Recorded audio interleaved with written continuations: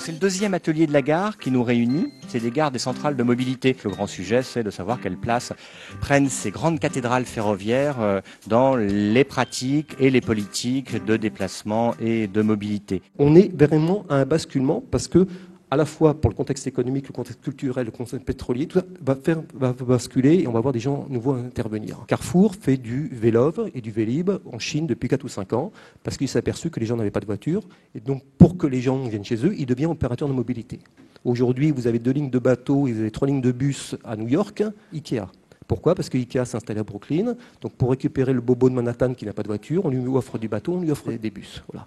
Comment on intègre ces gens-là? Qu'est-ce que ça veut dire? Et s'ils arrivent dans les gares, comment on peut organiser tout ça? Dites ce soir, si vous avez un dîner avec des jeunes, dites Google lance une voiture. Le gamin va vous répondre quand? Vous le faisiez il y a 4-5 ans et vous disiez arrête des conneries. C'est-à-dire qu'aujourd'hui, l'idée que Google lance une voiture, ce n'est pas quelque chose d'impossible. Les gares sont essentielles pour la mobilité. Et c'est plus important probablement dans les villes européennes que dans les villes américaines. Et on voit que bon, il y a une énorme variation entre Tokyo, où ça représente presque 40%, et une ville comme Miami, où ça représente guère 5%. On peut bien sûr dire que les gares jouent un rôle dans les villes, mais aussi entre les villes. C'est important pour ce qu'on appelle les effets d'agglomération, c'est-à-dire des effets d'être près l'un de l'autre, d'être près d'un marché de travail, un marché de consommateurs et tout ça. Est-ce qu'il ne faut pas encourager tout ce qui permet d'être immobile dans cette gare-là, immobile avec les autres? C'est-à-dire que la gare retrouve le lien de la place du village, finalement, où vous venez pour s'arrêter, pour rencontrer tous les autres et pour recréer ce lien social qui nous manque tant, ce lien réel. Voilà. Donc est-ce qu'on ne peut pas, je voudrais avoir des réflexions là-dessus, sur la gare comme centrale d'immobilité dans la ville. Je rebondis sur votre remarque, la gare, l'architecture d'une gare, la modification d'une infrastructure locale modifie complètement la perception des usagers de la gare. Ça devient un lieu de vie. Et je me réjouis que des gens soient là, assis, dans cet endroit de vie, d'échange, de rencontres.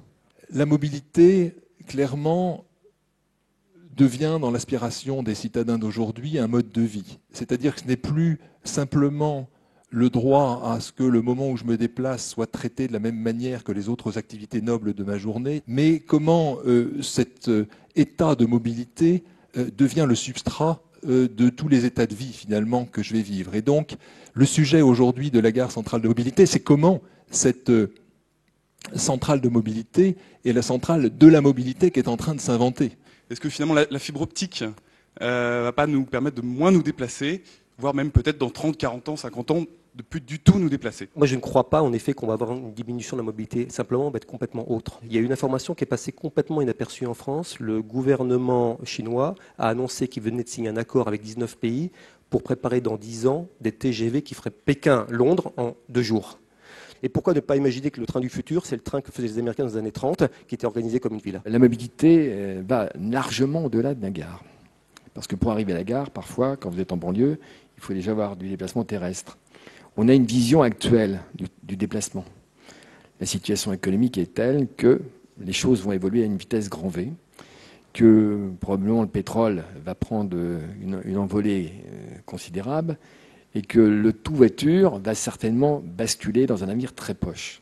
Et j'aimerais bien savoir, dans 10, 15, 20 ans, ceux qui sont là aujourd'hui, est-ce qu'ils s'imaginent ce que sera le déplacement de demain?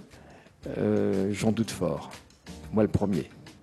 Bon, alors pour la première édition des ateliers, j'avais fait une conclusion, je le relis là en 4 mots clés. Et les 4 mots clés se terminaient par T.